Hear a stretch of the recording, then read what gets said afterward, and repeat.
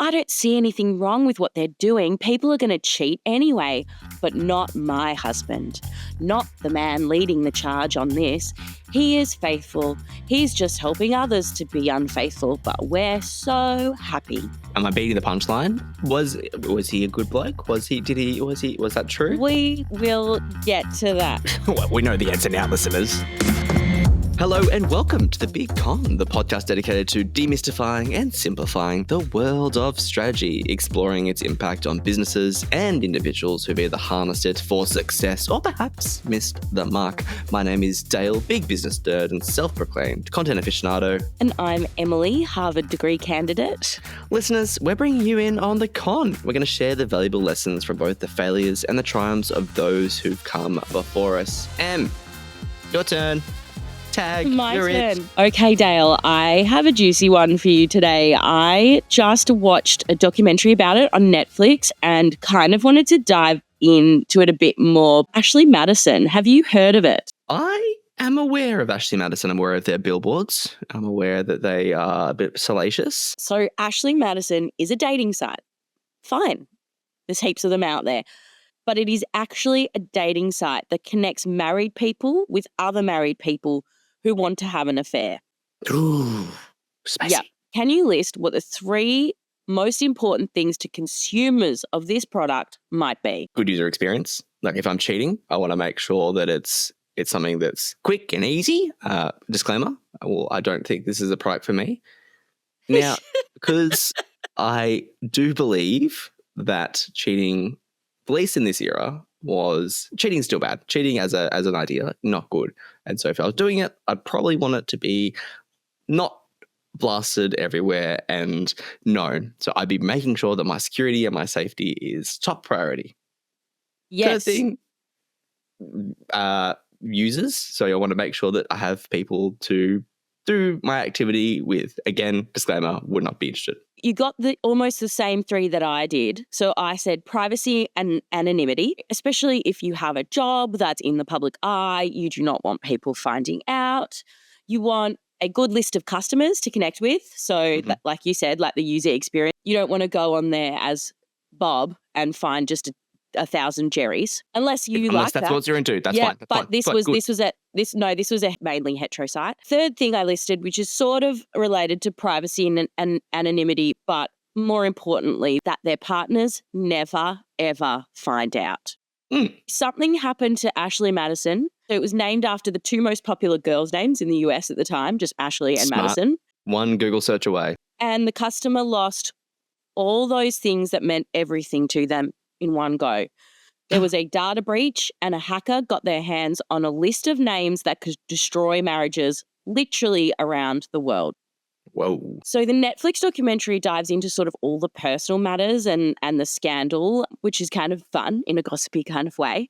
Mm-hmm. And there will be some of that in this podcast. But I also want to dive into the business decisions that they made as to how a company with 37 million customers had 32 million records stolen and collapsed overnight, or really over 30 days. And also kind of up for discussion though, Dale, and keep this in mind, over whether it did collapse.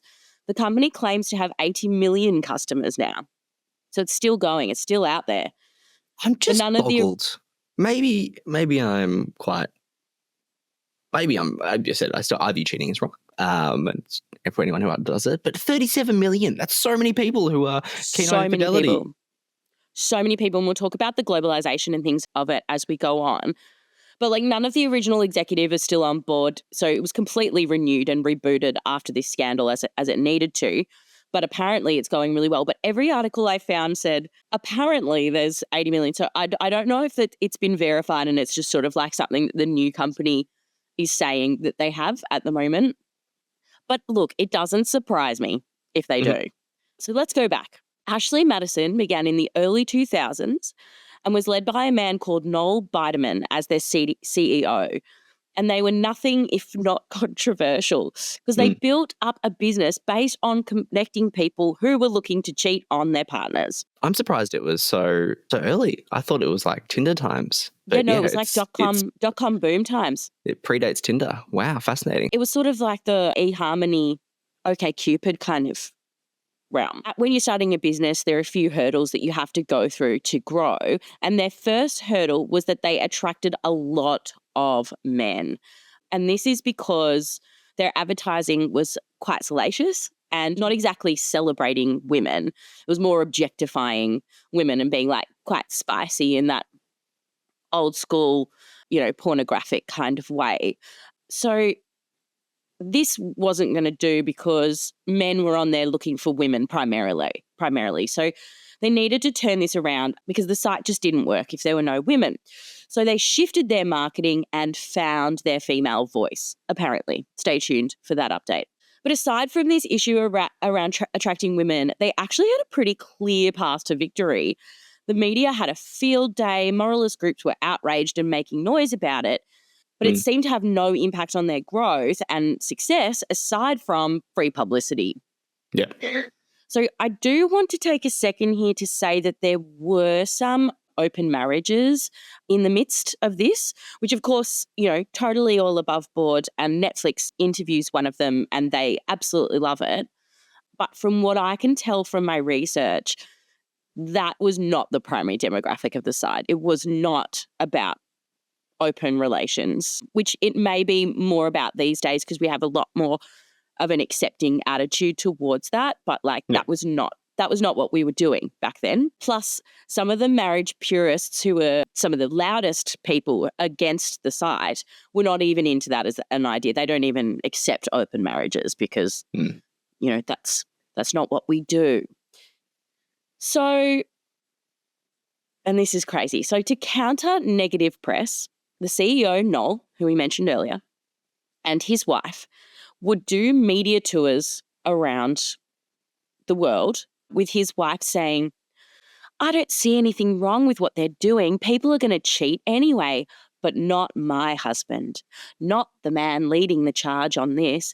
He is faithful. He's just helping others to be unfaithful, but we're so happy. I mean, I feel like you can see where this is going. Am I beating the punchline? Was he a good bloke? Was that true? Or was it all just marketing lies? To that. We know the answer now, listeners.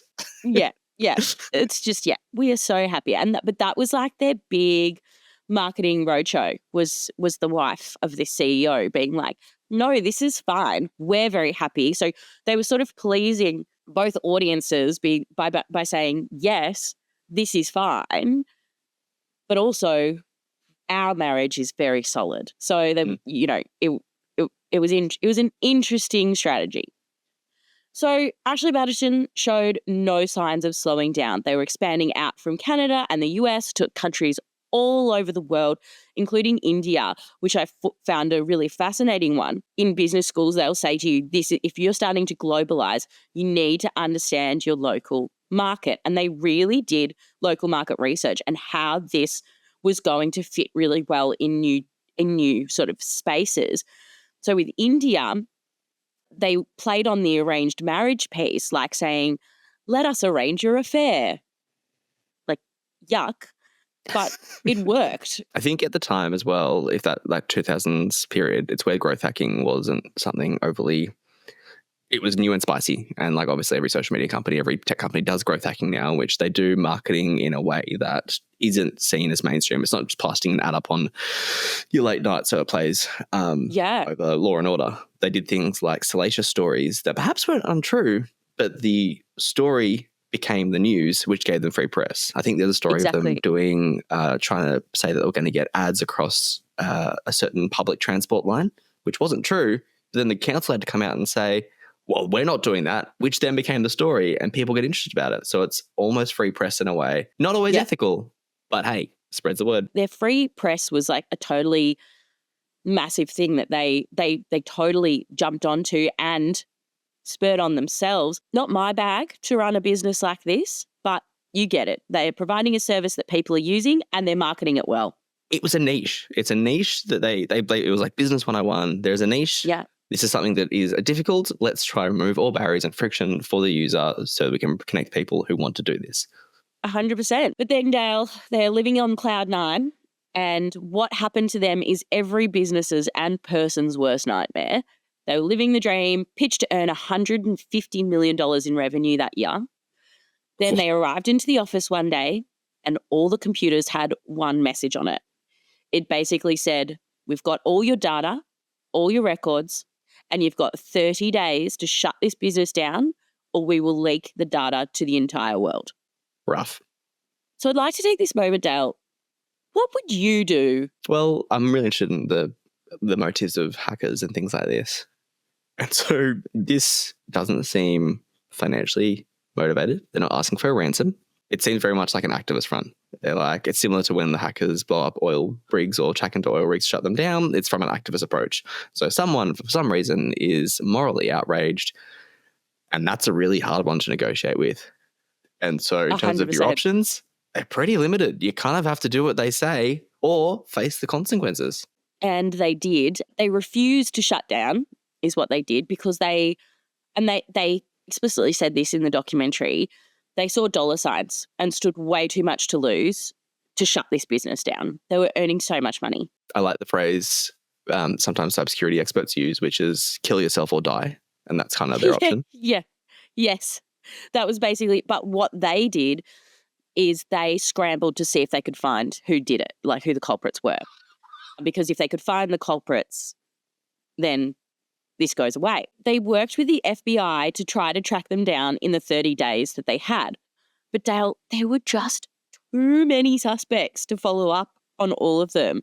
So we had a whole bunch of disgruntled employees, which is a clear sign of bad work culture, which shock horror. It's not something you're telling your mum about. You're not coming home and saying, Mum, Dad just got a job at the cheating factory. Yes, and I got a promotion today. Let's all go and celebrate. Yeah. So culture wasn't great.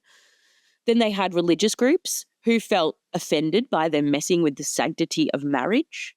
There were people who may have discovered their spouse was cheating on them and so had a vendetta. So the list goes on. It's just too many people. So in the meantime, the story leaks to the press that a hacker had the Ashley Madison data. So a bunch of people desperately went in and deleted their profiles, hoping that would help. It's not how it worked. But, in their defense, we didn't really know in those days. Ashley Madison's database of clients was taking a hit anyway because all these people are deleting their profiles. But still, they persevered and hoped that this bad guy would be caught. Alas, after 30 days, no one knew who it was. Ashley Madison hadn't shut down, and so the list was released. And the media storm that followed was astronomical. This was a global hack, after all. So we had politicians, sports stars, local celebrities, all these people, YouTubers, they were all found on the list and reported on because the reporters were saying this was within the public interest. Obviously, Dale. It's nothing to do with the salacious readership. Which is such a... I disagree with that. Such a... Yeah. I also... For another podcast. If politicians are and this may be scandalous to say, but if politicians are going to cheat on their wife, I don't care. Are they making good policy? Correct. But and then there was this young YouTuber who made a living off of his happy family who was having an affair, and people were like, we need to know these things. I'm like, why? It's you're basically watching a TV show. Who cares? But it was a scandal. People were outraged. Mm-hmm. But Dale, this is a business podcast and I'm interested in that. I think the real scandal was also what was uncovered about the business's operations that led to the hack. So these are all these things that have been going on for years. Couple of main points. One, at the bottom of the Ashley Madison website, there was those little icons that indicated secure connections and security. You know those logos. Yeah. Yeah, those little logos. Turns out they were all photoshopped. Nice. Yeah, photoshopped. So there was absolutely minimal level of security on this website, which is bad enough when you consider that they held the data of 40 million people globally. But if you add to that the implications of said data, holy hell. So the other thing that was exposed was that the business was using bots, female bots. to entice the men onto the site and keep them paying. Because the way the pay structure worked was that they had to buy credits to message women.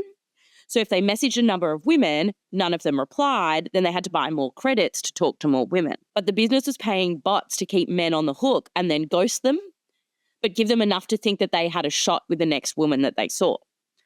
So, Yuck. And it goes Yeah. back to what I said. Make sure your product's good.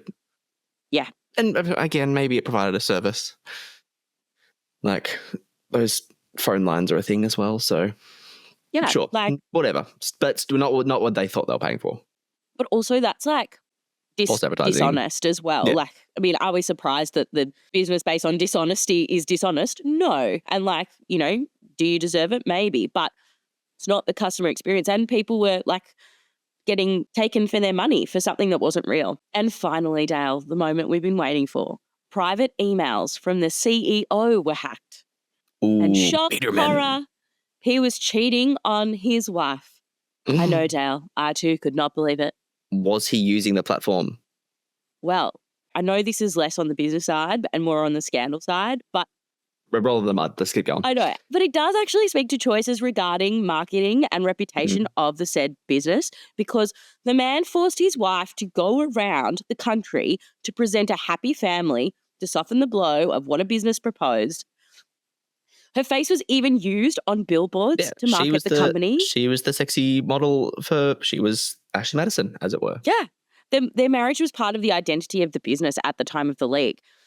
So if you know you are marketing a lie, but not only that, but one that has many, many opportunities for it to be exposed, like you just have to pay one of the escorts it was shown he paid for to do a cover story, because that's right, Dale. He wasn't only using the site, he was also paying for escorts in other realms. So bam, the company takes a hit. So it's like he was gambling on so much that this was never going to come out, which of course it was. So Dale, obviously the company as a business was in strife. The CEO left because he had no leg to stand on anymore. He was not going to be able to turn this ship around. And basically the entire team left too, because they were like, well, it's been great, boys, but this is over. So they left. But Ashley Madison's journey did not end there. As I said, they still claim to have millions of customers to this day. They were given, when this all went down, they were given a $17.5 million fine for their bad practices with data. Oh, yuck. But they only had to pay $1.66 million, as the Federal Trade Commission determined that that's all they could afford without putting them out of business. They did have a few civil suits from customers that they needed to deal with, like a lot of them around the bot situation, but then they just kept on punting. So Dale, let's take a break. But when we come back, let's discuss the business issues, but also I thought maybe we could discuss why we think such a devastating blow did not kill this business as it should have. All right, Em, we are back. Yes. Ashley Madison. Yeah. Yuck. So I'll kick us off, Dale, with a point I'd like to make. If we're getting into business, right, and we're talking to people who might be thinking about starting their own business or grow their business or whatever it is, and I think I'd just like to say, if you're going to open a business that is obviously going to piss people off, especially those groups that have religious affiliations, because they are loud in their protesting. Like, look at Planned Parenthood. But Planned Parenthood, by the same token, like they cover their ass. You need to cover your ass. Like Planned Parenthood have things in place where they have people who they pay to walk their clients into the building safely. And like we're talking about the other end of the spectrum, which I find Planned Parenthood morally brilliant. But they are still fighting groups with the religious affiliations that have loud voices about what they think that they're doing, and they think that they're morally corrupt. So they have processes involved, and they invest in risk management. Invest in risk management, which Ashley Madison did not do at all. All their security and privacy was fake. And they instead invested in bots. like so many startups, they're running hard and all they're thinking about is grow, grow, grow. And when you think about grow, grow, grow, you think about money and you think about things that aren't going to cost you money. And unfortunately, investing in risk, the investment bit means time or money. You got to put that somewhere. Especially if your business is high risk. Like you have to, like, because like, you know, if I'm starting a tea cozy business, I probably don't really need to save money for protesters. You know what I mean? You should like, protect your data of your very valuable customers. Yes. But even in a tea cozy business, data protection is worthwhile. But, you know, if I'm selling my tea cozies on Etsy, I probably don't need to invest in risk management as much as I do if I am starting a business that is controversial. Is there anything else that you'd say, Dale, that Ashley Madison sort of went haywire on and that's how they ended up in this situation? Because once you have a hacker that says you've got 30 days, you're pretty much cooked. Correct. And any type of thing in which like there's a data issue or some scenario, a user can't access their data or their data appears at risk. Transparency is very important. In this scenario, transparency is everything that they didn't want. So they're in a really, really difficult space. And I don't know if they played that out in terms of the what if. Like if they had the red book, risk management, okay, this is what's going to happen. This is how we deal with this situation. I don't have a good answer on this one because it's a really, really difficult issue in the fact that the business was going to be stuffed and the users were going to be at peril. And so they probably just need to start apologizing really quickly. Yeah. And be transparent on that. And so it was probably leaping ahead to go, okay, this is going to happen. I think it's really interesting what you said about transparency, and something like crosses my mind. Now we're hearing that Ashley Madison probably has about 80 million customers. We don't really hear from Ashley Madison. Do we think it was a mistake to go on a tour and like market and then flaunt how well they're doing, because that's going to anger their opposition, whereas now they just sort of sit in the shadows. But the business had to grow up. Or the business was forced to grow up is probably what it was. And so I think we can look back on, I think we've on this podcast and media generally, they've covered your Googles, your Facebooks, the fact that Facebook started as effectively a ranking of humans app in a yucky dormitory. That's a thing of Facebook's past, and we use that product daily. But Facebook and Meta as it is had to grow up. Yeah. Whatever, and sure, it's grown up into whatever human it is now, but it has grown up. It is a very different to what it was back then, as has Google. Google is no longer the company that was known for sending very, very rude emails that are often called up in court cases and get them in a lot of trouble. The company had to grow up. And Ashley Madison was forced into puberty and very much into adulthood by a hacker, and they've had to grow up. And sure, I think I've done a bit of research, been tapping away here in the background. The reason they did grow up is that they brought in outside help. Deloitte came in and helped them restructure and pivot their business. And put in stronger cybersecurity. They put in user trust and retention policies. They put in a crisis response and transparency. So they did the thing that they were meant to do. They were just forced to do it, and they did it too late. We do have more open marriages and more people who are wanting to connect as couples, or, you know, and if there is a platform where they can go and that's a safe place for them, where there's not going to be judgment and there's not going to be disgust or looking down on them and their practices in a happy marriage, you know, that's a good place for them to be. And I think as well, the reason Ashley Madison did not disappear into the ether, look, most businesses, if this had happened, this would like really, really collapse. Yeah, it's hard to come most businesses. Yeah. But I think the reason it didn't is because the service is in high demand. Like they always said in their marketing, people are going to cheat. We are just helping them. So it's making friction. Yeah, it's making something accessible. Like there probably are people at home sitting around wanting to cheat, but don't sort of have the cojones to do it the old-fashioned way by like going to a bar on a business trip or with their secretary or whatever it is, because they haven't got the same amount of charm or whatever it is that some cheaters have. So they've got an app, they can arrange it. And the other barrier this breaks down is you're in a market where there's already people who are more or less going to do what you want to do as well. So you're removing all those barriers and going, cool, well, I know here, we're both looking for the similar thing. Here's where it goes. I'm reminded, so this is an insight into my history, is that the apps The online dating of it all scares the bejeebers out of me. Yeah. It came onto the scene while I was well and truly in a very happy relationship and still am. So the app's terrifying me. But my friend recently, who was recently made single, showed me the onboarding process of one of the apps he just signed up for, and it had all these options around like, oh, I'm just looking for something not so serious. I'm looking for this, and so this transparency thing was very much baked into who you're looking. So you're put into a pool of very, very open things, and this is something that is very different because online dating has always been something that's been quite taboo. And I think that's why I'm so surprised that in the worlds of the 2000s, online dating was still taboo. The mentality was if you're doing online dating, you can't make it in the bar or the real world. And so you're resulting to this. Oh, how times have changed. Like how many couples and happy marriages have born off Tinder. But so for it to do that and then also niche down on this other salacious element, which is cheating, very, very interesting, but showing that society more generally is very happy to be transparent around what they want. And so you're very right. They have just answered that what the audience and the market share want. They want a space in which they can commit infidelity, whether that is through an open marriage, which obviously is not always, or this other more yucky cheaters. Are we aligned, Em, on our feelings on this? I think we are, ethically. I think we absolutely are. Like, I think, you know, you do you, cheaters out there. You do you. We don't condone.